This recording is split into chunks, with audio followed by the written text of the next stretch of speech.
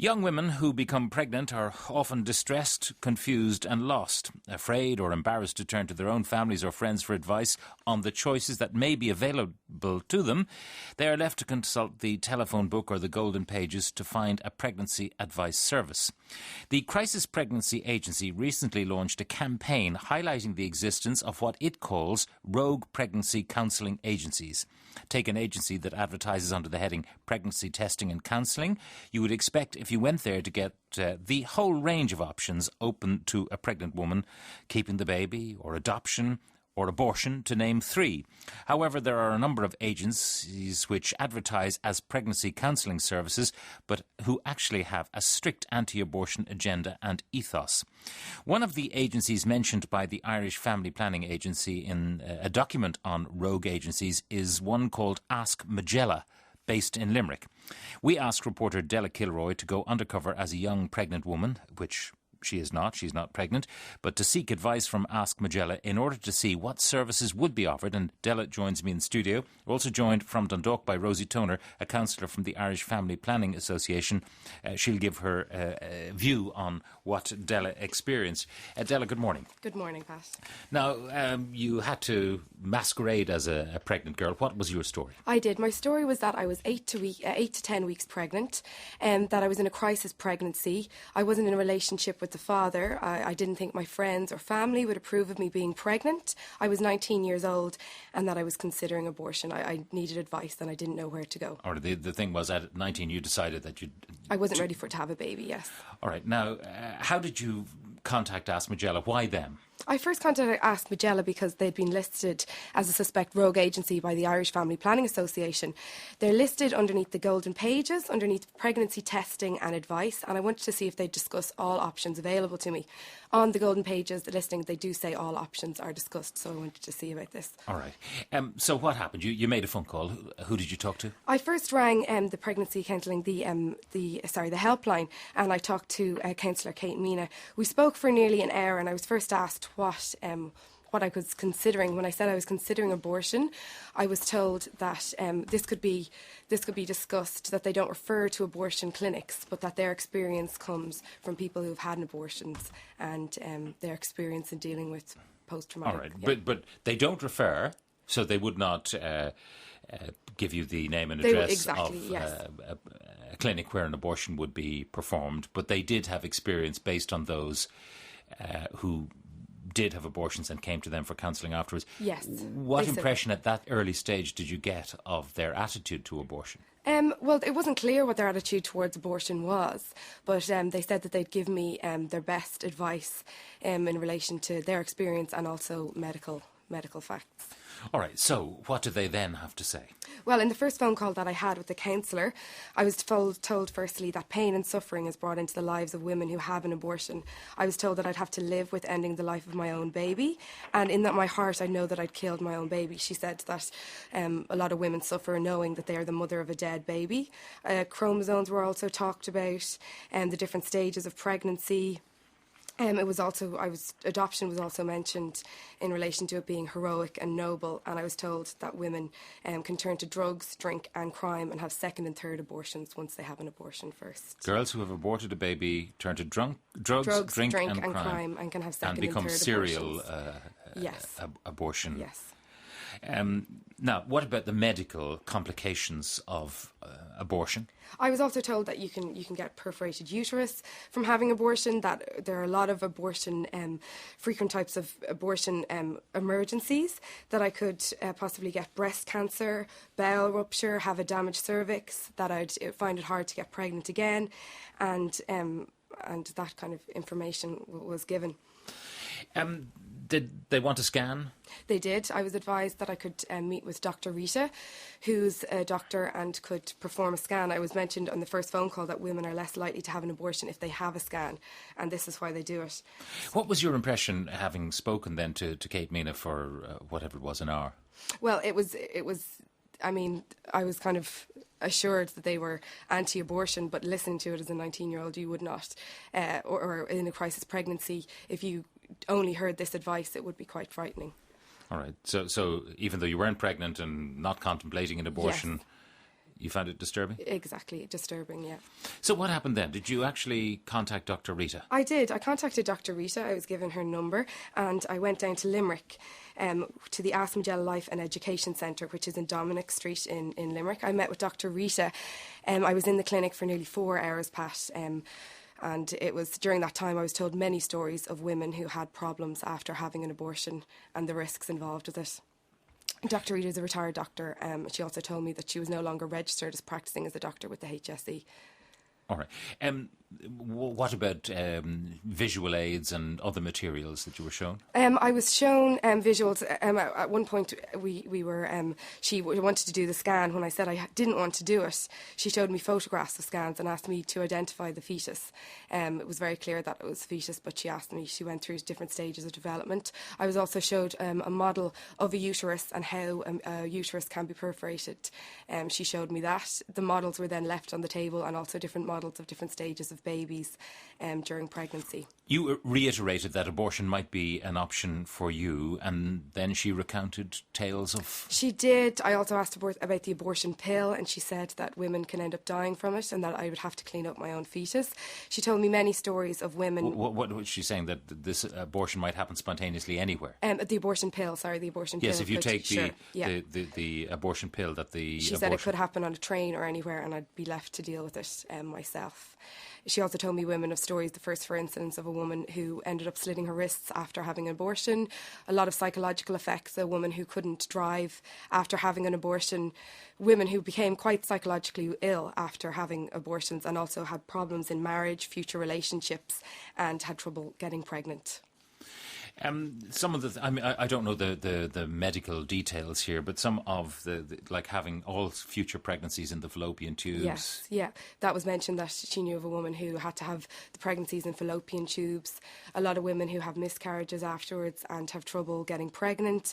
This she talked about in relation to problems in future relationships that if I was married, a husband might find out that I had an abortion and it would cause problems. I could also fall out with my friends if they didn't advise me not to have an abortion. I could feel angry with them afterwards. And then the people who've had abortions, they can have all sorts of side effects. And she recounted tales of women who dream of stabbing their baby. Yeah, in particular, yeah, a woman who dreams of stabbing babies, also that they hear babies crying and that there is no a baby there, that I'd have trouble bonding with future babies. For instance, she asked me if my sister would have a baby, and I was asked to be godmother, that I could find that difficult, and that she knew of people that happened to.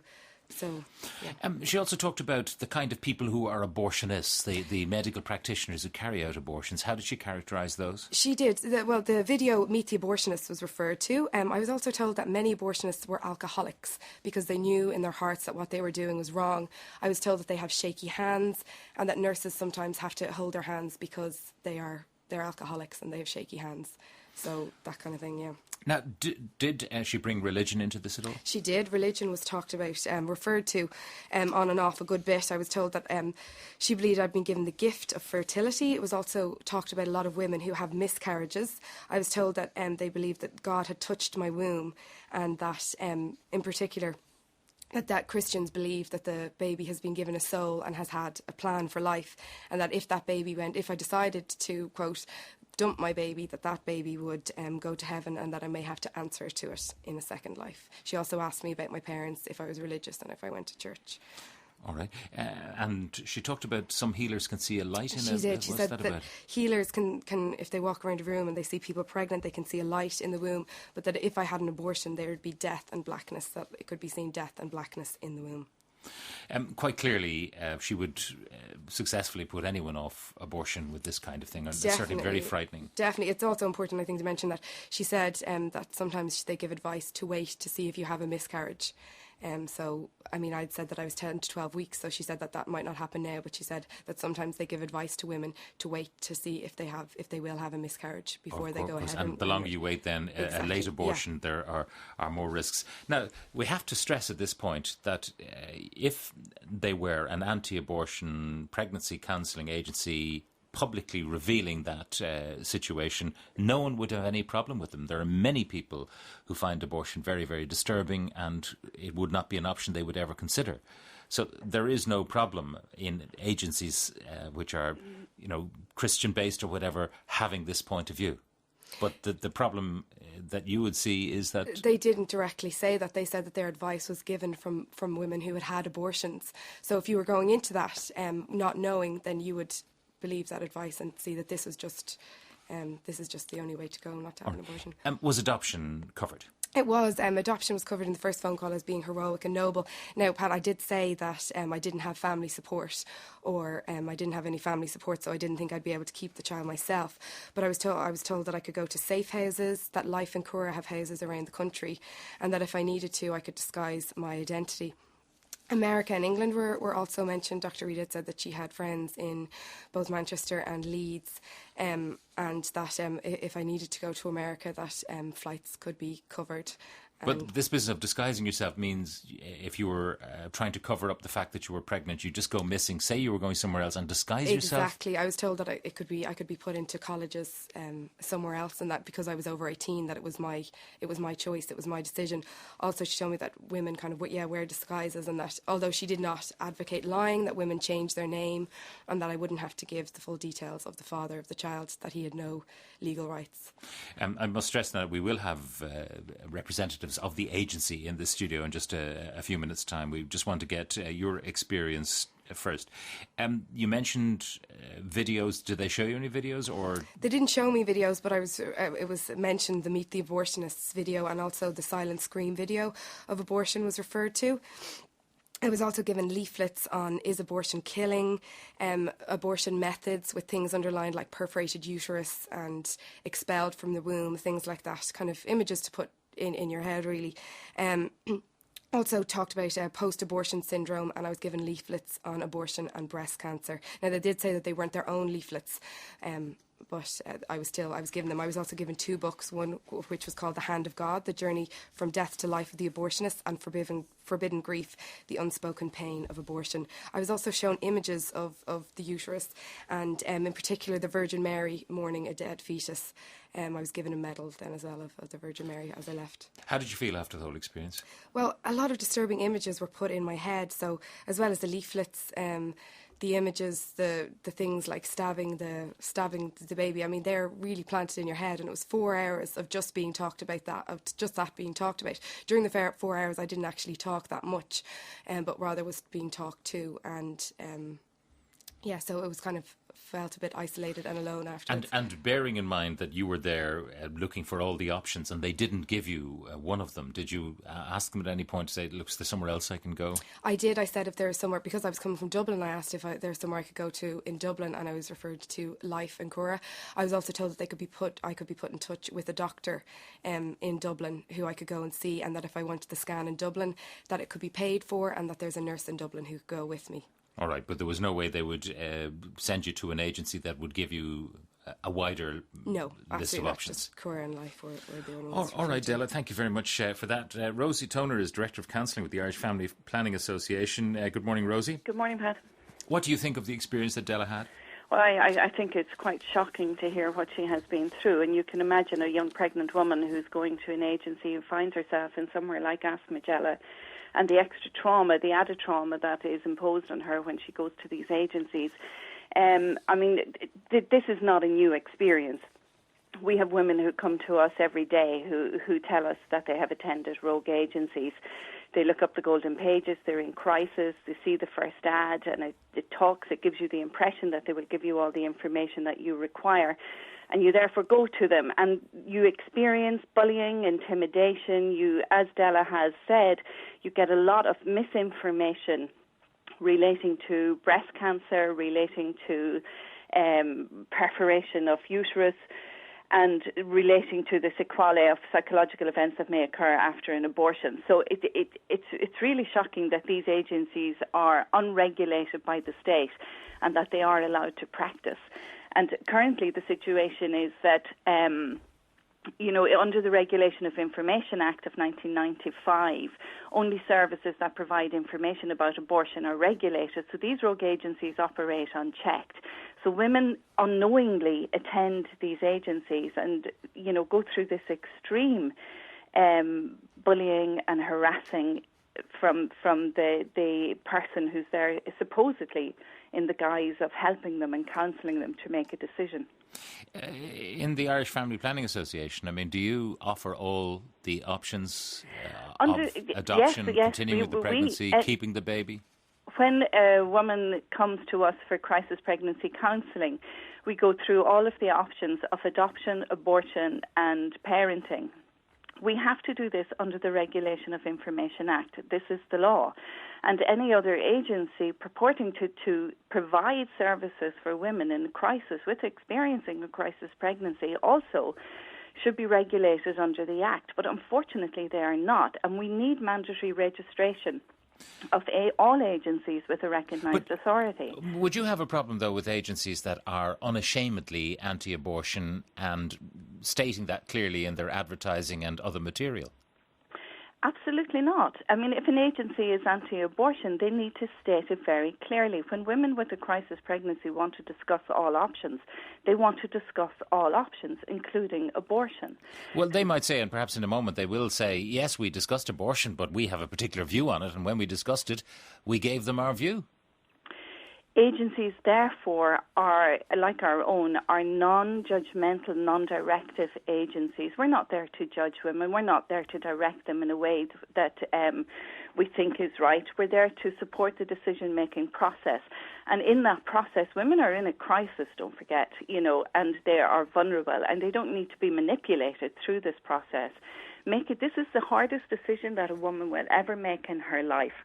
It's not that, it is made overnight. Women spend many, many days and hours talking to their friends and partners to make the right decision for them at that time. And agencies who are anti-abortion need to state that clearly so women don't make the mistake of going to the wrong service where they get bullied, intimidated, they get misinformation, and they come away feeling scared and scarred about their experience. They're doubly traumatised. A couple of comments. I went to one of the pregnancy help groups and it was the exact same as Della described. No matter how adamant I was to go ahead for an abortion, it was not an option that was offered. It is very high pressure. There were no good stories if I went ahead with the abortion. Another one here. It seems important to balance this with information that abortion is also safe and many women have healthy babies after abortion with no fertility problems. I'm not proud of having an abortion, but it was the right thing at the time. I have a healthy 1-year-old now and another on the way, deeply loved by their grown-up parents. That's just a couple on the text. But it's frightening to give information to women that suggests that they will never have another pregnancy. Of course they will have another pregnancy. There's no scientific grounding in a lot of the information that Della has stated that she received in Ask Majella. There is no link. Under the RCOG, the Royal College of Obstetricians and Gynecology, under their guidelines, they state categorically that induced abortion is not associated with an increase in breast cancer. The World Health Organization also take that line. There is no evidence to suggest, that women will be infertile. And not be able to have future pregnancies. Okay. Of course they will. Rosie, thank you very much for joining us. Rosie Toner is Director of Counselling with the Irish Family Planning Association. Just to give you a HSE take on this, the HSE does not have any role or powers in the regulation of pregnancy counselling agencies or services. However, if the HSE were to receive a complaint or specific allegation about a risk to the safety or welfare of pregnant minors attending services or a risk to the safety or welfare of an infant, it would immediately activate any necessary child protection procedures. In 2005, work carried out by HSE social workers collated accounts of women's experiences with some pregnancy counselling agencies. These accounts were received mainly from third parties, and there was no report published as a result of this research. While the HSE has never been in a position to regulate the activities of such agencies, following a recent re-examination of this research, we've been working closely with the Crisis Pregnancy Agency on this matter.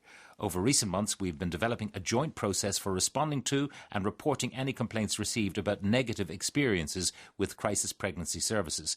The CPA, the Crisis Pregnancy Agency, and the HSE are working together to create a protocol so that in instances where there is a complaint around a woman, a minor or an infant, the appropriate care area is made aware of the issue for assessment and appropriate intervention. This process is being developed at present. That's as much as the HSE can do at the moment. We'll take a break. Welcome back. Still in studio with me is Della Kilroy, who went for us to the Ask Majella agency in Limerick to see what type of pregnancy advice service they provide. I'm joined in studio by Dr. Rita Galimberti, a gynaecologist with FemPlus, Kitty Holland of the Irish Times, and from the Ask Majella agency in Limerick, Kate Mina. That was the Kate referred to by Della, her first phone call to Ask Majella. The conversation was with Kate. Dr. Rita O'Connor, who's the doctor referred to by Della in her interview, and Patrick McChrystal, chairman of Ask Majella and of Human Life International. And we also have, I mentioned Kitty Holland of the Irish Times as well. Now, I want to talk to Patrick McChrystal first of all to just figure out about Ask Majella, why it was set up. Well, Ask Majella was set up in 2002 to assist women in crisis pregnancy. We have staff qualified in medicine, nursing, ultrasound, obstetrics, health visiting, counselling, pharmacy and bereavement facilitation. Our service is free and my counsellors do an extremely good job. We stand over our policies and procedures. Now, and we have what we're talking about, okay. I've no doubt that you have all of those things, okay. But the ethos of Ask Majella, that's the key thing the here. Key thing, the and ethos, whether you're okay. upfront about it. That's okay.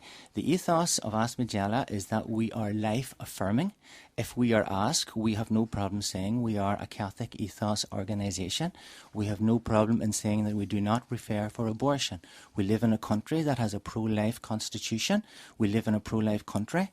We do not receive government funding. We are funded by the Irish public, who have demonstrated over and over again that they support our work. And we have no need to state on our ads that we do not refer for abortion, because there's no need to. We work under a pro-life constitution and there's no need to. Life and Cura, they do very good work. You heard Rosie saying, though, that as a counselling agency that you have to actually discuss all the options. Yes, Life and Cura do very good work. No one's jumping up and down about them not having on their ad, we do not refer for abortion. Nobody's jumping up and down about the Irish Family Planning Association, who do not say on their ad, we are pro-abortion and we will help you end the life of your baby. So why are people jumping up and down about us? We are actually upholding the Constitution, and my counsellors do an extremely good job. There is nothing in the Constitution, as you know, very specifically to instruct you not to give information. And if people are confused into thinking they will discuss all the options, I mean, no one is presuming that people will have an abortion after going to a crisis pregnancy agency. If all the issues are discussed openly, they may opt for any of the other options that are there. But in your case, one of the options is definitely not on. Definitely not on. And we make now, why do you not say that in your advertising? And because your Ask it begins with the letter A, you'll get more prominence than anyone with an agency beginning with I, for example, for the Irish Family Planning Association. You'll be one of the first that the girl will come across. We discuss in full all the options in great detail and provide all the medical information and scientific research, and everything we can say is backed up. And we have not received one formal complaint in the 8 years that we have been in existence. And we know that women, when they come to us, have had a very favourable experience, and we have innumerable numbers of letters and phone calls and cards thanking us from women who were formerly abortion-minded. Then they had a change of heart when they got all the information, and now they have their baby. But Ireland's a better place for in that fairness, today. they don't get all the information. They get some misleading information about medical dangers and things like that, which appear from Della's description to be very exaggerated. Everything that we say can be backed up. The only thing that people breast cancer and yes, abortion. And I have all that information, and my two counsellors will speak to you now on air about that information. But we there's a big deal here, because we are not giving out the numbers of abortion facilities. That's the only big deal here. But the ads for these facilities are beside ours. No, but suppose someone came to you and said, not hard for somebody. It's not hard for somebody. Suppose someone came to you and said, it's not hard. I have been raped by my father, and I do not want to have this child. Or I've been raped by the neighbour next door, and I do not wish to have this baby. Or I have been raped, I'm 15 years of age. Well, that's a minor, so that's a slightly different thing. But I've been raped, and I'm 18 years of age, and I do not wish to have this baby. There is no way, isn't this the case in Ask Majella, that you would ever suggest that one of the options might be to terminate Isn't that so? Yeah, can I just say, Pat? Yes, that, Kate? This is the voice of Kate, who was yeah. the first person that Della talked to on the telephone. Can I just say that that I know from personal experience that abortion hurts women. I had an abortion in January 1986 in a Mary Stopes clinic in London, so I know only too well the suffering and pain and anguish that abortion causes women. And I would actually like to speak to your listeners and say to them that any of the women that are listening that are wounded by abortion, that help and healing is available. There's a wonderful healing programme called Rachel's Vineyard. The contact person is Bernadette Goulding in Cork and Marion Martin in Belfast, and they can reach a place of peace and healing after their abortion experience. But you were generalising from your own particular reaction to that experience. Now, I don't know, not being a woman, I don't know how women generally will react to this, but you're suggesting that all women who've had an abortion will react as you did, and you required healing before you could proceed. Yeah, I actually am speaking from personal experience, but also from a professional experience, Pat. I am a nurse, I'm a health visitor, I'm also a practising counsellor. And I have years of experience of the suffering and pain that women experience following abortion. But the question I asked, and I have to repeat it, if there were some horrific circumstances in which a young girl was violated, was raped, and decided emphatically that did not want to bring the genetic material of that rapist into this world, there is no way that you would ever suggest that an abortion might be appropriate. Have you ever talked, Pat, to someone that has been raped? I've asked you the question, and I just want a straight answer. There is no way that Ask Majella would ever, no matter how horrific the circumstance. That's all I want to clarify. And the thing is that the research says, Pat, that someone who's raped and goes on to have their child actually recovers much more quickly than someone who goes down the road of abortion. Rita Gallimberti wants to come in. Dr. Gallimberti? Yeah, the point I want to make is this. I have absolutely no problem with any agency stating what they want to affirm and what their ethos is and what kind of advice do they want to give. And I totally agree with what Mr. Crystal said. The problem I have is that you call this a proper medical consultation. There's absolutely no way that the consultation this girl had would be acceptable by any medical practitioner. She didn't receive any proper medical information. She was bullied into making a decision that is what you wanted her to make. She was thrown statements, medical statements made out of pure thin air that have absolutely no scientific evidence. If somebody comes to me for a medical consultation about something else, let's say it's not abortion, let's say somebody comes in to talk to you about breast cancer, the way you do a medical consultation is not, oh, my neighbor had this operation and worked very well, oh, my friend had this treatment and she was very upset afterwards. That's not medical profession. That's not a professional behavior. And that's my first point. And my second point I want to make, Pat, in case we don't have time to make it later, is for patient listeners out there, is if you do find yourself in a crisis pregnancy, there is a list of proper agency under the Positive Options website. If any agency is not listed there, do not go. And if you are finding yourself in a medical consultation that is making you uncomfortable, just leave and go, because that's not the way it should happen. Pat, can I just say... Dr. Rita O'Connor wants to, because she was the... You're a doctor, but you're no longer practising as a doctor, is that? Yes, I'm registered with the Medical Council. I'm retired from the Health Board. From the but you are practising as a doctor? Of course. Okay, I just want to clarify that. Yes, there was a few inaccuracies, but I'm not just going to pick on all the inaccuracies on Emma's... Emma, what's the name that Emma gave me? Della, yes, now. And also, obviously, the points are taken out of context of the whole session we had. I offered Della medical help. I started all my consultations with confirming the pregnancies, offering an ultrasound scan to see that it isn't an ectopic pregnancy, that it's a single pregnancy, that it's viable, if it's viable, if there's any health reasons that are there that she needs to deal with, and I offered referral to hospital for any. She can't say that I didn't actually help her medically. I was willing to. She refused to have a pregnancy test done. I did not actually refuse. I actually offered to have a pregnancy test done about halfway through the session. I said I didn't want a scan done, just to confirm that.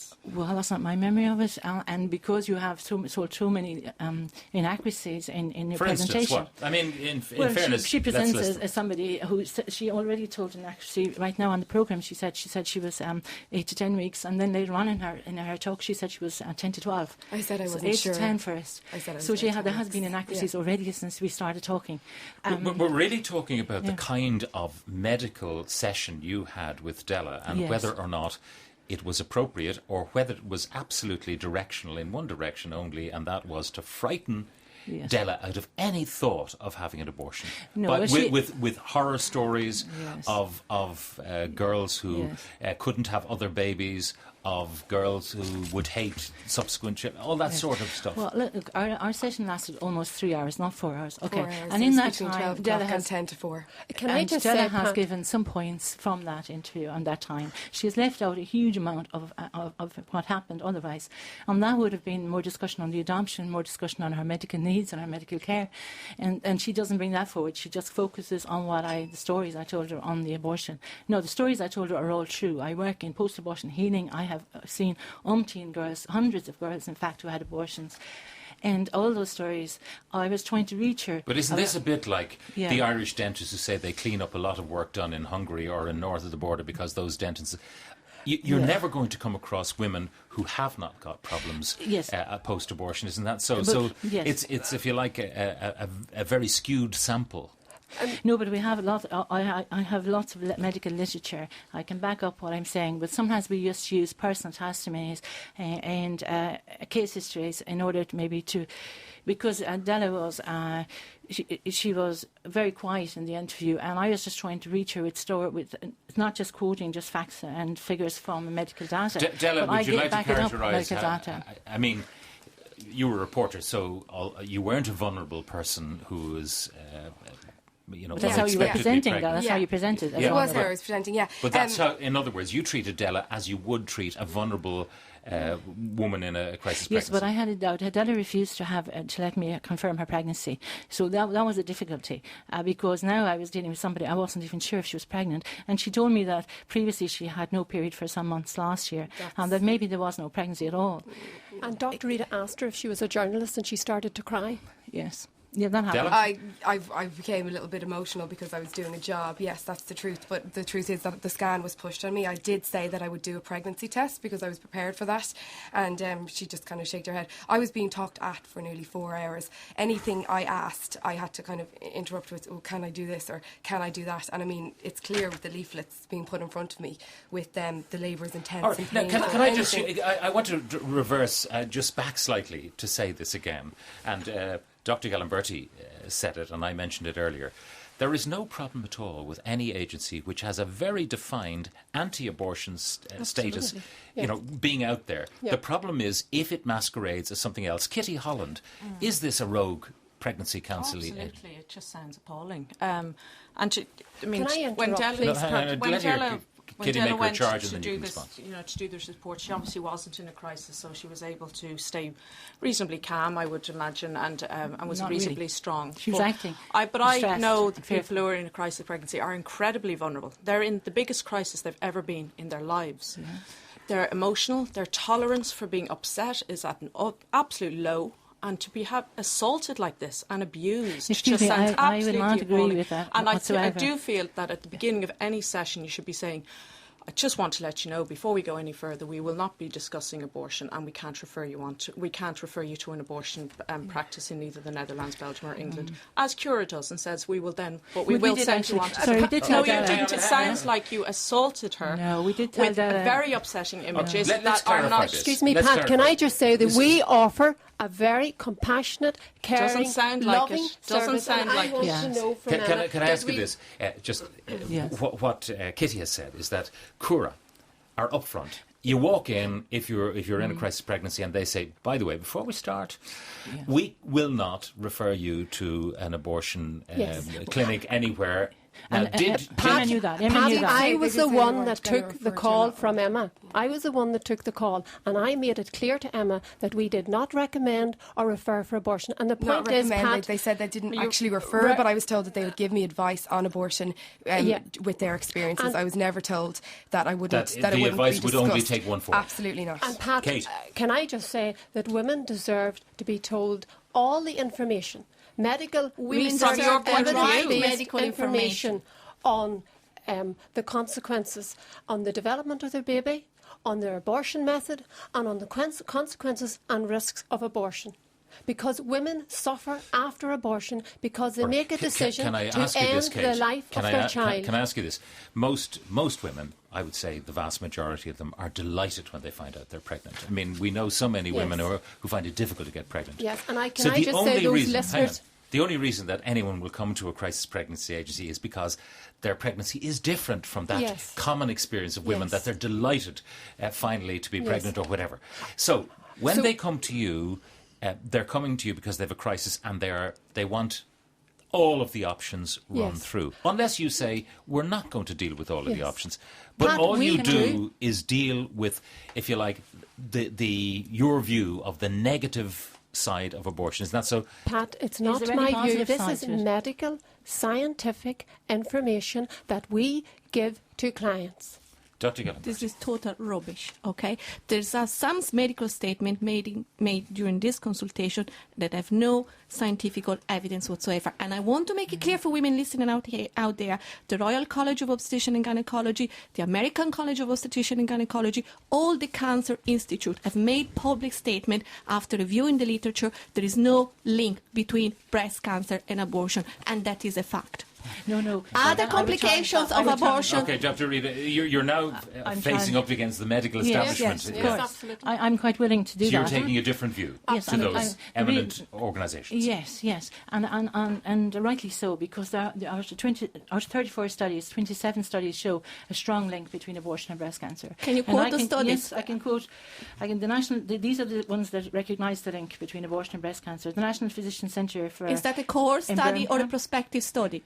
These are studies. It's a cohort study or a prospective study. If you know the difference, you know why these studies are being criticised very publicly by the medical... Yes, I understand that some studies are being criticised. Why have they been criticised? But also your studies are also being criticised by Catholic doctor associations worldwide. And I have been in Rome at they have been politically criticised. It is different from doing a scientific criticism of it. Dr. Ferguson in New Zealand did a study. Kate, just to balance your comment earlier, this one from Diane, just to balance Kate's earlier comment about her abortion in the Mary Stopes Clinic. I had an abortion in the Mary Stopes Clinic in London in the 80s, and I have never suffered any psychological trauma. As a result, I never regretted my decision. So I was just putting to you that your experience is your personal experience.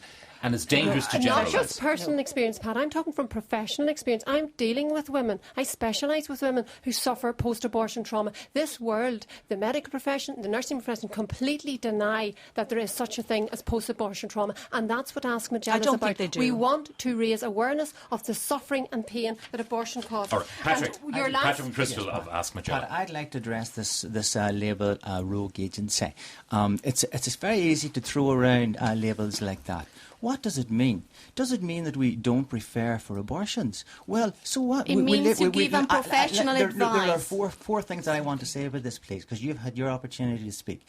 Does it mean that we don't refer for abortions? Well, yeah, we don't refer for abortions, and our organisations like Life and Cura don't refer for abortions, and we're upfront in saying we don't refer for abortions.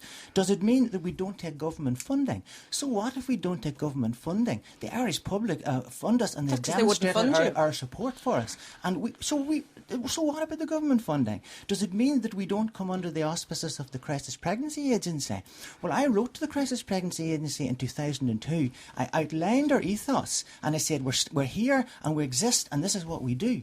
We wrote them in 2007, and I have the letter here in the studio, and we said, we want to meet with you. Here is our ethos. I have the letter. They wouldn't meet us. We got an answer back. Is there difficulty? Listen, we wrote to Minister Micheál Martin at the time for a meeting. He wouldn't meet us.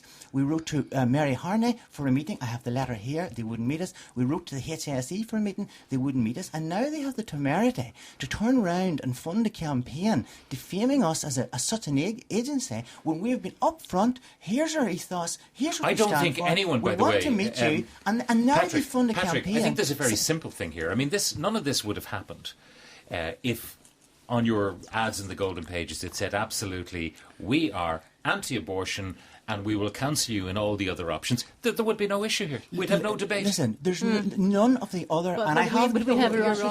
All the other ads, Life, Cura, IFPA, Cura and the CPA, they do not say we do not refer for abortion, or we do. They don't. They're all... But they also... It's all... No, but there's no important point here.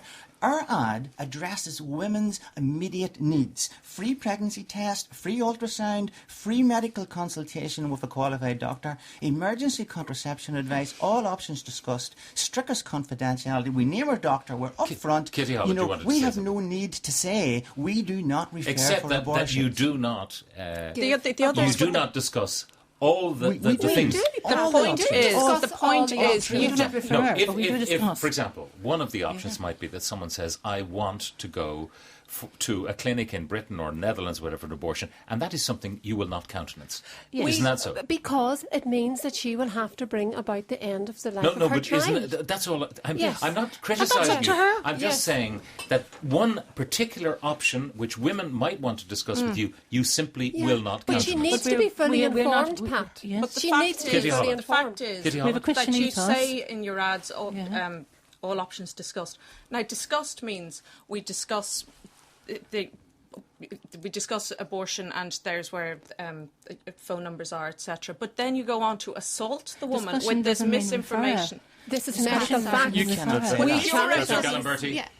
We have no problem. I think the ad is misleading, but that's not even the biggest problem. The problem is not that you don't want to discuss abortion. Nobody has the problems with that. The problem is that during what you so-called a counseling, a medical consultation, you give improper information, you terrorize women with things that do are not give not true improper and are information, not doctor. scientifically proven, You were and not that there. is unprofessional, You were not and there, that is doctor. wrong. Patrick, anybody that feels they have been intimidated or treated badly by Ask Majella, I would invite them to ring in. We have never I have had a loads of complaint. patients who are in that Let us meet situation. them. Patrick and ladies, I'm going to call a halt here. People have heard the discussion. They can make up their own minds if Ask Majella is the agency they want to go to or otherwise, or whether they should go somewhere else. Thank you all for joining us in studio this morning.